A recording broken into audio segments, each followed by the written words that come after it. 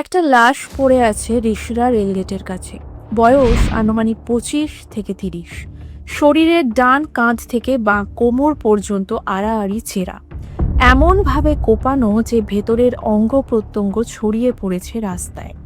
গলায়ও একাধিক আঘাতের চিহ্ন। ডাক্তার আর পুলিশ, এই দুই পেশার মানুষের কাছে মৃতদেহ দেখা নতুন কিছু নয়। তবুও এই দৃশ্য দেখে বিচলিত হয়ে পড়েছিলেন শ্রীরামপুরের এসডিপিও। নিজেকে স্বাভাবিক রাখার আপ্রাণ চেষ্টা করছিলেন তিনি। কারণটা শুধু নৃশংসতা নয়, মৃত যুবকটি উত্তরপাড়ার বাসিন্দা এবং পুলিশের বিশ্বস্ত সোর্স ছিল। হয়তো সেই কারণেই আজ এই পরিণতি। পুলিশের হয়ে কাজ করার মাসুল সে চরমভাবে দিয়ে ফেলেছে। নিয়ম মেনে দেহ পাঠানো হলো পোস্টমর্টেমে, কিন্তু তদন্তের দিক থেকে এই খুনে কোনো রহস্য ছিল না। খুনি কে, কেন খুন, সবই জানা। খুনের ধরনও অচেনা নয় পুলিশের কাছে। এই ঘটনা কোনো সাধারণ গুন্ডার কাহিনী নয়, এ এক কুখ্যাত নামের ছায়া, হুব্বা শ্যামলের গল্প। নমস্কার, আমি ডায়না, আর আপনারা দেখছেন দ্য শ্যাডো বক্স। আজ আমরা কথা বলবো বাংলার দাউদ হুব্বা শ্যামলকে। শ্যামল দাস 5 ভাইয়ের মধ্যে সবচেয়ে ছোট। বাবা হুগলির কটন মিলে শ্রমিক। দারিদ্র্যের মধ্যে বড় হওয়া। পাড়ার স্কুলে পড়াশোনা শুরু হলেও ক্লাস 3 পরেই তা শেষ। কিন্তু স্বপ্ন ছিল বড়লোক হওয়ার। 14 বছর বয়সেই নেশার জগতে প্রবেশ। সেই নেশার টাকার জন্য ছোটখাটো অপরাধ দিয়ে শুরু, চুরি, ছিনতাই। তারপর একদিন ছিনতাই করতে গিয়ে প্রথম খুন। সেখান থেকেই অপরাধ জগতে তার আসল প্রবেশ। পুলিশের খাতায় নাম উঠল গুরুত্ব সহকারে। ক্রমশ তার দাপটে অতিষ্ঠ হয়ে ওঠে স্থানীয় মানুষ। বাড়িতে রেড চলতে থাকে নিয়মিত, কিন্তু শ্যামল অধরা। পরিবারের সঙ্গে সম্পর্ক ছিল না বললেই চলে। এলাকা ছাড়ে সে এবং প্রায় 7-8 বছর হুগলির বাইরে থেকেও অপরাধ চালিয়ে যায়। লোহা পাচার, ডাকাতি, সুপারি। এই সময়ে গড়ে ওঠে তার নিজস্ব জ্ঞান। ধীরে ধীরে সে হয়ে ওঠে গ্যাংস্টার, আর খুন হয়ে ওঠে তার নেশা। অপরাধ বিজ্ঞানের ভাষায় এক প্যাথোলজিক্যাল কিলার। মদ গাঁজার নেশায় যখন ডুবে যেত, তার আচরণ পাল্টে যেত ভয়ঙ্করভাবে। সঙ্গীরাই বলতো দাদা পুরো হুব্বা হয়ে গেছে। সেখান থেকেই নাম হুব্বা শ্যামল। 90-এর দশকের মাঝামাঝি সে ফেরে হুগলিতে। অল্প সময়েই অপরাধ জগতে একছত্র আধিপত্য কায়েম করে। এত অপরাধ করেও বছরের পর বছর ধরা না পড়ার পেছনে ছিল তার শক্তিশালী সোর্স নেটওয়ার্ক। সবজি বিক্রেতা থেকে চায়ের দোকান, সর্বত্র তার লোক। একই সঙ্গে তৈরি করেছিল রবিনহুড ইমেজ। দরিদ্র পরিবারের মেয়ের বিয়ে, মেধাবী ছাত্রের পড়াশোনা, সব ক্ষেত্রে সাহায্যের হাত বাড়িয়ে দিত। বিনিময়ে পেত আনুগত্য আর তথ্য। তার খুনের ধরনও ছিল আলাদা। পৈতে, কাঁধ থেকে কোমর পর্যন্ত চেরা, ফুটবল মাঠ, পেট চিরে ভেতরে নুড়ি ঘাস ভরা, বটি কাবাব টুকরো টুকরো করে কেটে ফেলা। প্রযুক্তির ব্যবহারেও ছিল চতুর। একাধিক মোবাইল ব্যবহার, ঘন ঘন সিম বদল, ছদ্মবেশ পরিবর্তন, সব মিলিয়ে পুলিশকে বিভ্রান্ত করত। কখনো পাঞ্জাবি, কখনো বিহারি সেজে ঘুরে বেড়াতো। এরপর সে ঢুকে পড়ে প্রমোটিং ব্যবসায়। বালি, উত্তরপাড়া, কোন্নগর, রিষ্টা, জমি দখল থেকে শুরু করে সিন্ডিকেট, সব কিছুতে নিজের আধিপত্য প্রতিষ্ঠা করে। টাকার স্রোত বইতে শুরু করে। জীবনযাত্রা পাল্টে যায় সম্পূর্ণ। বিলাসবহুল গাড়ি, কলকাতায় একাধিক ফ্ল্যাট, পার্টি, মদ, নারী, সবই তার জীবনের অংশ হয়ে ওঠে। কিন্তু এখানেই শুরু হয় ফাটল। তার ডান হাত রমেশের সঙ্গে মতবিরোধ। শ্যামল চাইছিল ব্যবসায়ী ইমেজে যেতে, রাজনীতিতে প্রবেশ করতে।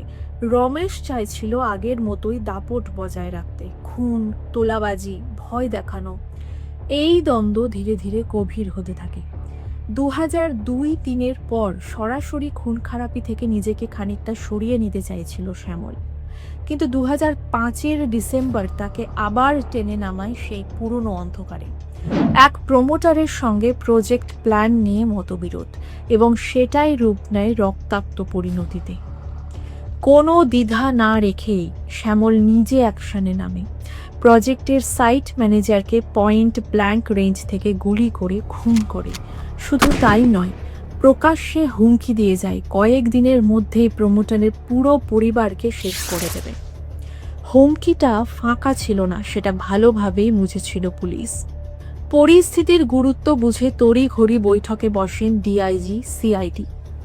শ্যামলের 3টি সিম কার্ডের খোঁজ ছিল পুলিশের কাছে, কিন্তু কোন সিম কখন চালু হবে, কখন ব্যবহার করবে তা আন্দাজ করা কার্যত অসম্ভব ছিল। 21শে ডিসেম্বর বিকেলে কল মনিটরিং সেল থেকে খবর এলো একটা 1.5 মিনিটের কথোপকথন হয়েছে। কথার মধ্যে ভেসে এসেছে কাল বাগুইআটি যাবে।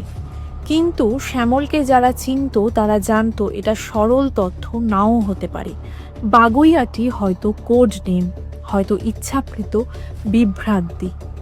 তবুও ঝুঁকি নেওয়ার সুযোগ নেই, কারণ সামনে সম্ভাব্য একাধিক খুনের আশঙ্কা।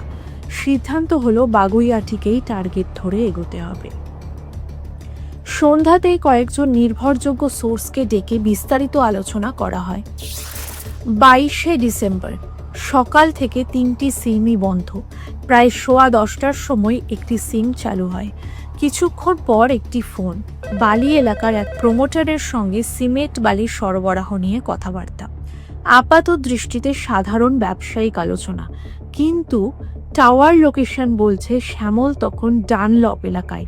দুপুর পর্যন্ত লোকেশন স্থির, তারপর ধীরে ধীরে বদলে গিয়ে পৌঁছয় মধ্যমগ্রামের দিকে। গত 15 মিনিট ধরে আবার স্ট্যাটিক।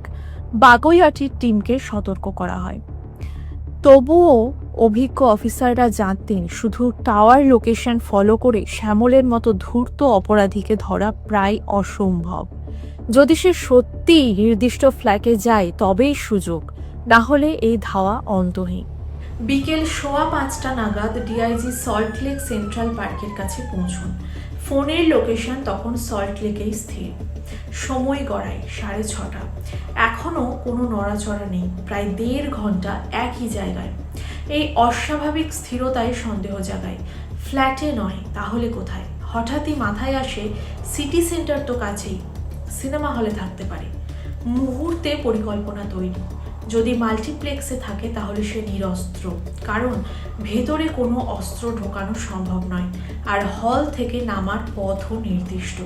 সিদ্ধান্ত হয় সিঁড়ির শেষ প্রান্তে থাকবেন ডিআইজি নিজে ও সিআইডি অফিসাররা।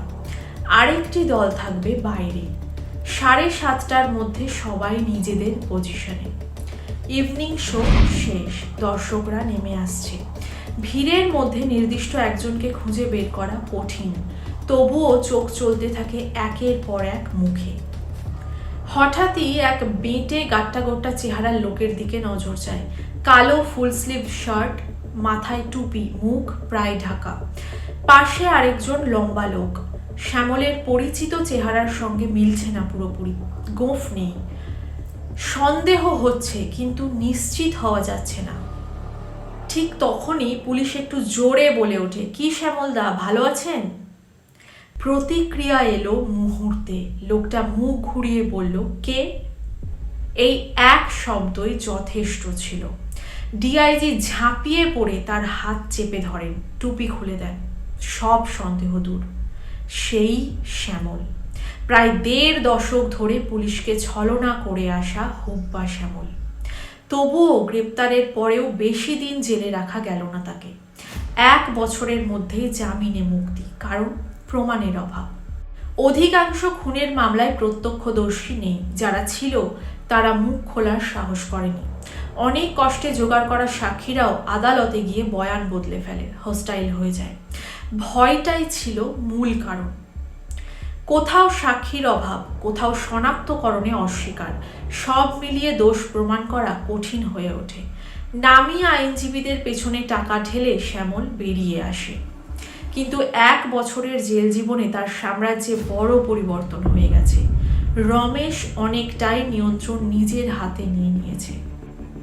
এক সময়ের অনুগত সঙ্গীরাও দল বদলেছে।